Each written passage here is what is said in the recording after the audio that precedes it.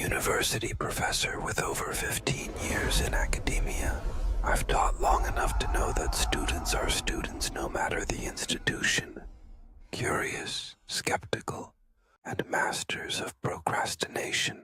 But last autumn, I accepted a position at a smaller, more specialized college in the north. I found myself in charge of a cohort of students unlike any I'd lectured before. They weren't disruptive, just reserved, perhaps wary. They could be passionately debating philosophy 1 minute, then fall into an absolute, unnerving silence the next. It was during one of these silences that I first observed their practice. At first I assumed it was a variation of a memory exercise or a specific cultural recitation. They would form a loose ring, slowly walking around a chosen individual, and begin a rhythmic chant. It wasn't a recognized formula, just a cadence of names. All the while, the person in the center, the id, would subtly provoke, challenge, or trick the others into speaking their own full name. Whoever slipped up became it next. That much of the structure I could decipher. The rules themselves weren't what unsettled me. It was the absolute gravity with which they approached it. The ritual always commenced the same way. Voices hushed, steps precise, a nervous, almost ritualistic reverence. The campus common area could be buzzing with activity, yet when that circle formed, the ambient noise seemed to recede, as if an invisible boundary had descended around them, and the chosen individual never looked like they were participating in a game. They didn't smile, joke, or engage in playful evasion. They were always slumped, shoulders tense, eyes fixed downward. More than once, I saw genuine distress.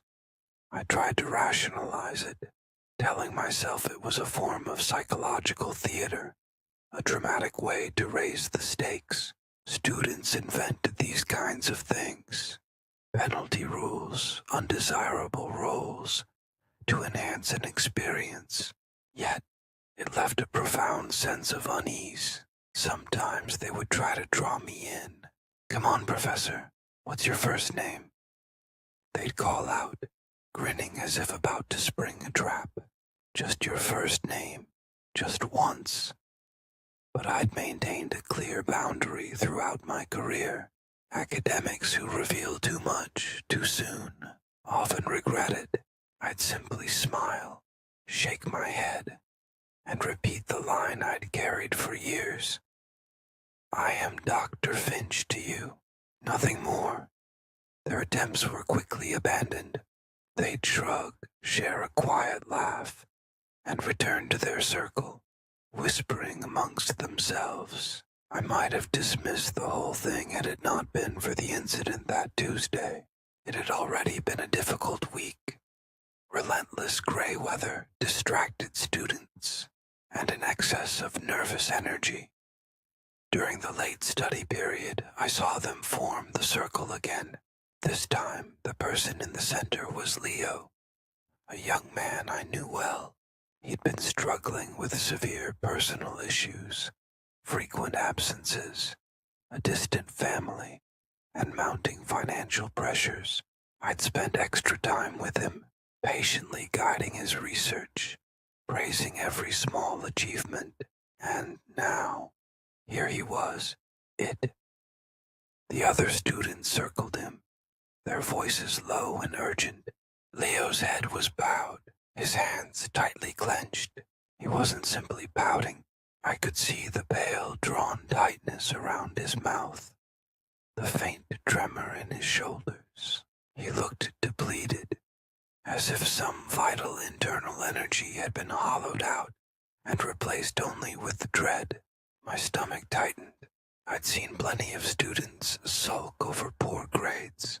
This wasn't sulking, it was despair, and as I took a step closer, I swore I saw his lips moving, whispering something under his breath, not to the others or to himself, but to something else. The entire scene felt profoundly wrong. When the session ended, I intercepted Leo before he could blend into the rush of students. He walked slowly, shoulders hunched, trying to avoid my gaze. "Walk with me, Leo," I said, guiding him towards a quiet alcove by the library. He sat down reluctantly, clutching the strap of his messenger bag like a shield. "You seemed distressed out there," I began gently. "The practice, it didn't look like an enjoyable activity for you." Leo hunched further, his eyes fixed on the floor tiles. "It's just the rule, Professor." "It doesn't have to be," I countered.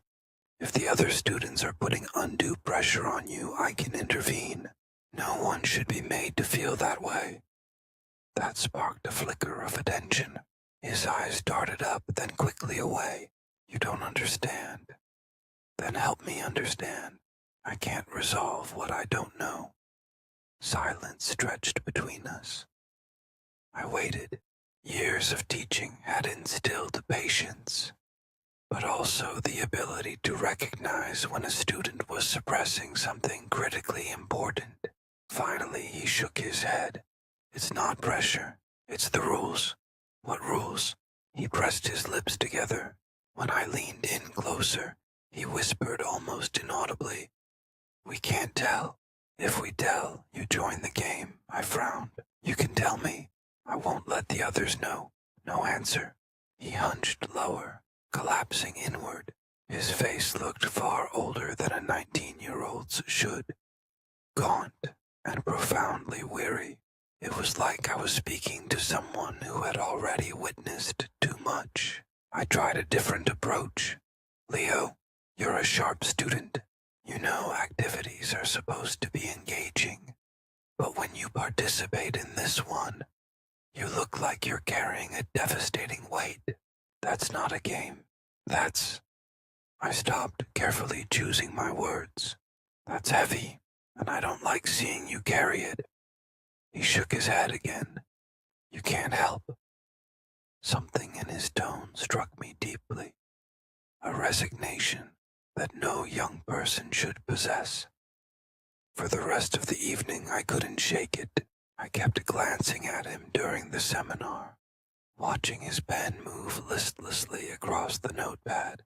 His eyes clouded with an emotion I couldn't categorize. At the faculty lunch the next day, I tried again, this time with the whole cohort. I leaned against the podium as they opened their meal trays and conversed. "So," I said casually, "that activity you all enjoy, the name one. What's the point of it?" A chilling silence spread across the room. Conversation ceased mid-sentence. Even the most vocal students stared down at their food. "It's just a game," one student muttered. "It looks a little more serious than that." No one replied. I scanned their faces. Every one of them was tense, actively avoiding eye contact. Then a young woman at the back, either brave or careless, spoke without lifting her head. "If you don't pass it on, it stays." The room became instantly rigid. A few students quickly shushed her. She nervously took a bite of a protein bar and refused to say another word. I raised my eyebrows, trying to maintain a light tone. "Pass what on?" The silence that followed was absolute. I let the subject drop, unwilling to frighten them further, but the words echoed in my mind all afternoon. "If you don't pass it on, it stays." I found myself repeatedly looking at Leo. His face was pale, his movements lethargic. It wasn't the look of someone being teased.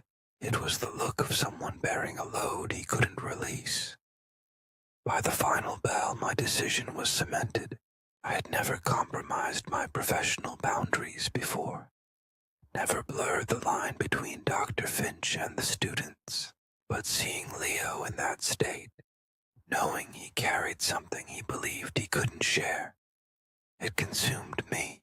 if joining their practice offered me the slightest leverage to help these students, it was a necessary sacrifice. So the next day during the study break, when the circle formed and the low chanting began, I approached them. Leo's eyes widened when I knelt beside him. "Tell you what," I said softly. "How about I play this time?" The students froze mid-step, their faces instantly pale. The circle went utterly still, 20 students frozen in place, their eyes locked on me as though I had violated a sacred covenant. "Professors don't play," one of the young women whispered. "Why not?" I asked, keeping my tone gentle, slightly amused. "Seems like it could be quite challenging. Perhaps I'll be better at it than you think." Leo's lips parted, his expression caught between sheer terror and sudden hope. For the first time all week, his shoulders seemed to relax. "You can," he whispered, "but you have to do it right." "And what is the correct procedure?" I asked. His eyes flickered up to mine. "You have to say your full name." The words caused the rest of the circle to flinch. One young man hissed through his teeth, shaking his head. Another tugged desperately at Leo's sleeve, urging him to be silent. But Leo was resolute. "It doesn't count otherwise," I hesitated. 15 years in the classroom had taught me the necessity of professional boundaries. My first name was one of them. I had never revealed it, not under any circumstances. It was the crucial line that maintained my authority. I was always Dr. Finch. And yet, Leo was smiling now, faintly, the first genuine smile I had seen from him in weeks. A fragile but undeniable thing. What real harm could a name do? "All right," I said, lowering my voice so only he could hear. "Just this once." I leaned in and whispered it. "Alistair Finch." The change was instantaneous. The circle, which had been stiff with apprehension, erupted into motion. The students' voices rose in a sudden, frantic chant, names spilling out in a rush of rhythm. They circled me, faces pale but their eyes fixed, the words tumbling over each other in a frenzy. Leo staggered backward, relief washing over his face like a tidal wave. He let out a sharp, almost hysterical laugh, before instantly clamping both hands over his mouth. Color surged back into his cheeks. His eyes were bright again, as if an invisible crushing weight had been instantly lifted from his shoulders. They glanced at me, then at each other, then back at Leo. I realized this wasn't the laughter of a shared joke. This was the laughter of release. I had taken something from him, something he was profoundly glad to lose. By the time the bell rang, the practice was over. The students scattered, hastily zipping bags, rushing toward the cafeteria. The usual loud, unbothered chatter returned, as though the past hour had never occurred, all except Leo. He lingered, grinning sheepishly as he adjusted his bag straps. "Thanks, Dr. Finch," he whispered, then darted off after the others. For the rest of the afternoon I felt an internal warmth. He was noticeably lighter, brighter. He raised his hand twice during the reading group, and even volunteered to assist with collecting assignments. Seeing him unburdened made the earlier unease seem worth the price. Perhaps the whole practice really was just a strange, intense psychological ritual, and my intervention had provided the relief he desperately needed. That night, the doubts began. I was grading papers in the quiet of my apartment when I first heard it, faint and indistinct. My pen froze mid-mark. "Finch." I held my breath, listening. Alistair Finch. It seemed to come from the kitchen. No, not from the kitchen. It was moving through the structure, whispered as though someone leaned close behind my ear, but with no accompanying breath, no physical body. I stood up, heart pounding, checking every room. Nothing. Windows locked, door bolted, silence. Back at the desk, the papers were scattered, subtly rearranged. My name was written across them in faint, uneven strokes, lettered again and again by invisible hands. I quickly gathered them and shoved them into a drawer, then sat in the dark, pulse hammering. From the corner of the room, just beyond the reach of the lamplight, came the whisper again. Alistair Finch. I didn't sleep that night. Every time I closed my eyes, I heard it repeated, patient, endless, as though something had finally learned the crucial information it required. The whispers did not stop, never loud, just persistently present, slipping through the cracks of my apartment at night, curling under the hum of the air conditioner, murmuring from the dark corners of the bedroom. Always my full name, patient, relentless. It wasn't violent, but it made every aspect of reality feel fundamentally wrong. At the college, it followed me, subtly interrupting my lectures on a semi-regular basis. The students noticed when I stumbled through roll call, distracted.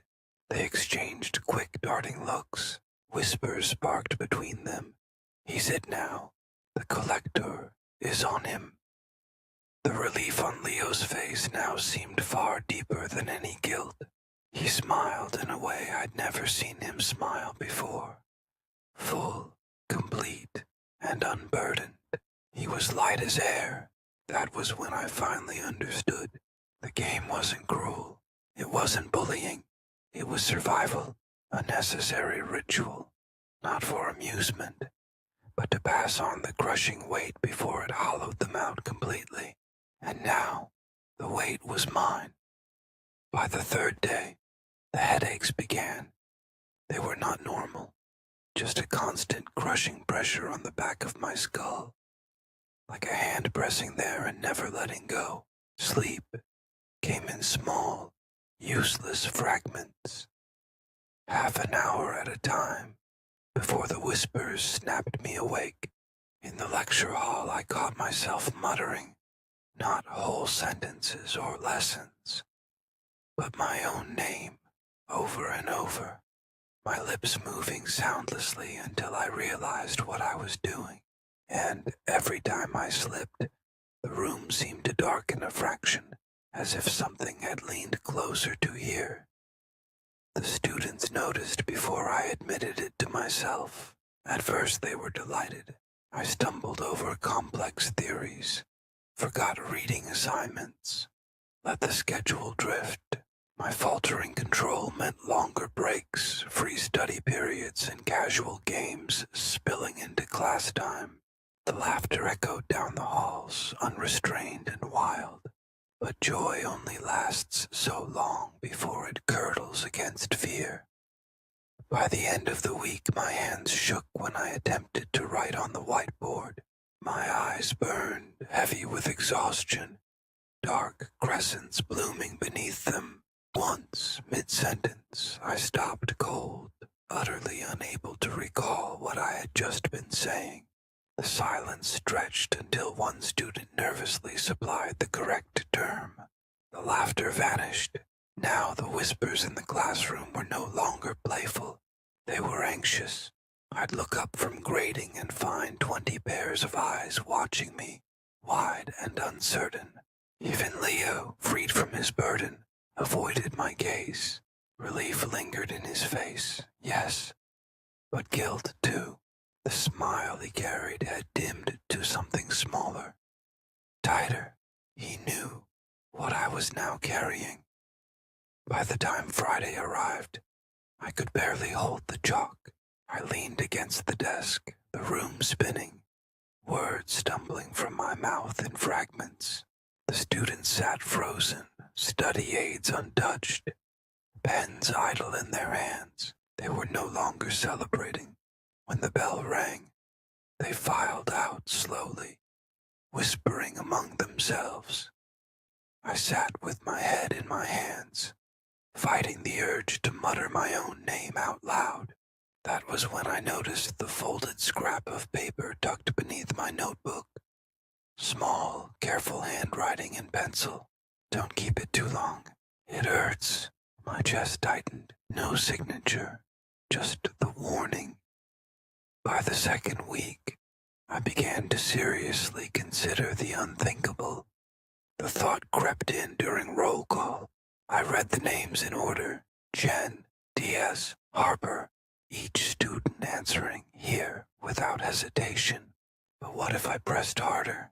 I imagined pausing over a student's name, pretending to mispronounce it, then frowning until they corrected me, not just their first name, but the whole thing, drawn out for clarity, their full name. The practice would recognize it. The collector would shift to them. I pictured it again during a written quiz. I could hand back papers, insisting on an unexpected formality. Read your name for me, all of it, a professor's simple request. They wouldn't question it. The burden would fall, just like it always did in the ritual. The images made me sick, but they clung to me nonetheless. Yet, when I glanced up, I saw their faces, not mischievous now, or playful, but deeply concerned, eyes darting to my shaking hands, my ashen skin, the way I stumbled through lessons. Their worry hit me harder than the whispers ever could. I dropped the papers, my voice rough. Go on, study break. They scattered too quickly, the relief obvious. In the sudden quiet, I heard a murmur by the window. Carried on, no wind. A quiet young woman lingered, adjusting her sleeve. She didn't meet my eyes when she said, "You're not supposed to keep it. It's worse if you do." "Worse? How?" I asked, my voice cracking. She only shook her head. "We don't know. Nobody ever lasts this long." That night I lay awake, staring at the ceiling. The whispers filled every shadow, pressing against my ears, my throat, the corners of the room. For the first time I thought of outsiders. Another professor, a clerk at the grocery store, my sister if I called her, anyone, someone who could take it, someone who wouldn't know how the practice worked. But the thought instantly collapsed. They didn't know the rules. They wouldn't understand the ritual, wouldn't know how to pass it on. What if they kept it forever? What if they broke under the pressure? And worse, they'd know who had given it to them. I pressed my palms into my eyes until I saw sparks. My own whispering lips brushed the silence. My name, again and again, unbidden. From the corner of the room, the collector stirred. I couldn't see it, not directly, but I felt it, leaning closer, listening. I clenched my jaw against the chilling truth. The longer I held it, the more I knew I was treading into a place no student had ever survived. It didn't take weeks for the symptoms to worsen. Just days. The headaches deepened into persistent nausea. My hands trembling so badly, I had to steady the chalk with both. The students stopped laughing at my mistakes. Their eyes now followed me with a fearful pity, and then I began to see it. At first, only in the corners of my vision. Something pale and oddly bent, watching from the far end of the hall. Each time I turned, it was gone. A trick of exhaustion, I told myself. But by Thursday, it no longer waited in the periphery. In the middle of a complex proof, I glanced at the back of the lecture hall and froze. It was standing between the last row of desks, too tall, its shoulders brushing the ceiling, a body too thin for its height, limbs bent at angles that suggested too many joints. Where a face should have been was only a hollow, black and glistening, as if something had been carved out from within. The worst part wasn't the sight. The worst part was that the students didn't react. Their pens scratched quietly on the page, as if nothing monstrous loomed above them, as if I was the only one who could see it. My throat closed. A sound tried to climb out. My name whispered against my will. But I bit down so hard my teeth rattled. The figure tilted its head, the void where its face should have been rippled, stretching. I staggered against the desk. "Dr. Finch," one of the students asked, her voice a terrified whisper. The room had gone silent. 20 pens stilled mid-word.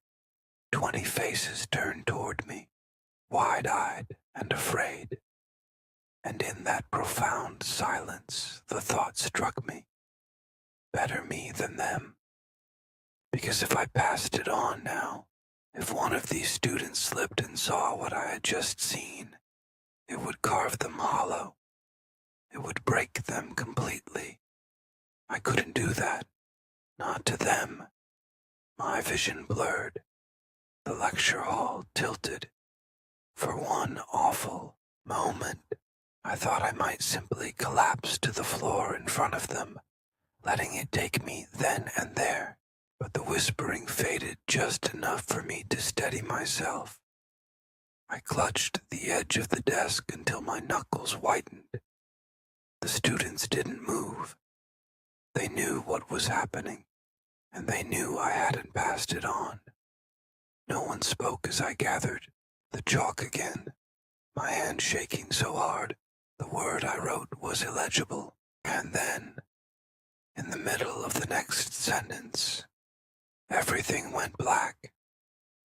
Just for a breath, a blink, but long enough that when I opened my eyes, 20 students were staring at me in perfect silence. They knew I was breaking. The hall emptied in a rush of coats and backpacks, the chatter fading down the corridor. I stayed at my desk, staring at the blank board, the chalk still trembling in my hand. My body felt like wet paper, thin, tearing under its own weight. I almost didn't notice her. A quiet student, small for her age, stood by the doorway, twisting the strap of her bag. When I looked up, she met my eyes with a steadiness that startled me. Not fear or mischief, but something older. "You can't hold it forever," she said softly. The words froze me in place. Before I could respond, she stepped into the room. "Play with me." My stomach dropped. "No." My voice cracked, harsher than I intended. "Absolutely not." But she didn't move. Her eyes stayed locked on mine. "You'll break. You already are. It's not supposed to stay with one person this long." I shook my head, heat pricking behind my eyes. "You don't know what it's like," I whispered. "You don't know what I've seen." Her voice didn't waver. "I know enough. We all do." The silence stretched. I thought of Leo's relief, the way his shoulders had lifted the instant I joined the practice. I thought of the note slipped under my papers. "Don't keep it too long. It hurts." And I knew she was right. Still, the thought of handing that burden back to a student tore at me. I grabbed the edge of the desk, fighting the words. "You're just a kid." She gave a small, almost sad smile. "So are all of us." We didn't gather the whole cohort, just the two of us, a small circle in the quiet of the empty room. She stood across from me, hands clasped, eyes calm. I tried to stall, to explain, to beg her not to do it, but she only shook her head. This is how it works. You know it. We all do. The chant began. I stumbled through it, my voice ragged. She answered as the students always did, steady, unafraid. And then she slipped deliberately. She said her own, full name aloud, clear and sharp, her eyes never leaving mine. The moment the word left her mouth, I felt it. The weight vanished, the crushing pressure in my skull, the whispers in the corners, the sick dread that clung to me like damp clothes. Gone, just gone. For the first time in weeks, I felt light, clear, and truly alive. My breath came free and easy, my hands stilled. The silence in the room was clean. I almost collapsed with relief. She smiled faintly, the sadness never leaving her face. See? Better. My throat closed. You shouldn't have. It's okay, she interrupted. Her voice was calm, certain. We all take turns. Before I could answer, the rest of the cohort had gathered in the doorway, drawn back by instinct. They didn't cheer or laugh. They simply surrounded her, solemn, quiet, their eyes filled with an understanding that ran far too deep for young adults. I looked at her again. Her shoulders had slumped. The same weight I'd carried was settling onto her. I could see it in the way her smile trembled, the faint, glassy exhaustion creeping into her eyes. The collector was with her now. I didn't hear it anymore, but I knew the guilt hit me like a wave. I wanted to take it back, to hold it forever, if it meant she wouldn't have to see what I had seen. But she only stood a little straighter, nodded once, and whispered, "It's lighter now, for everyone." By the following week, the rhythm of the college common area had returned. From my office window, I watched them form their circle, feet shuffling, voices rising in their strange chant. A name would slip, a flash of laughter would flare, and the burden would shift. The practice carried on as it always had, but I finally understood. It wasn't malice, it wasn't cruelty, it was mercy. The collector was too heavy for one person to bear indefinitely. Passing it on wasn't meanness, it was a desperate act of survival. They had all learned the essential rule: never hold on too long, never let it root too deeply. I walked among them during the study period. They scattered around me, debating, trading notes, engaged in their normal lives. But always, in one quiet corner of the hall, the circle formed. Always the chant rose. And sometimes I saw the practice go wrong. A student held it too long. Their eyes dulled, their shoulders drooped. They slipped in lessons, grew withdrawn. The others would press in, circling faster, trying to force the exchange. But the student resisted, clinging to it out of fear or confusion. That was when I stepped in. Their voices rose, overlapping, tricking, challenging. And I would let myself falter. I would let the words slip, my own full name on my tongue, clear and deliberate. The chant snapped shut around me. The air would shift, heavy and sharp. I felt the weight settle back onto my shoulders, like a familiar, suffocating cloak. The students watched, and then they moved on. As the circle broke apart, I stayed behind, my shoulders bowed beneath the invisible weight. The whispers returned, my name repeated in the hush between heartbeats, settling into me once more.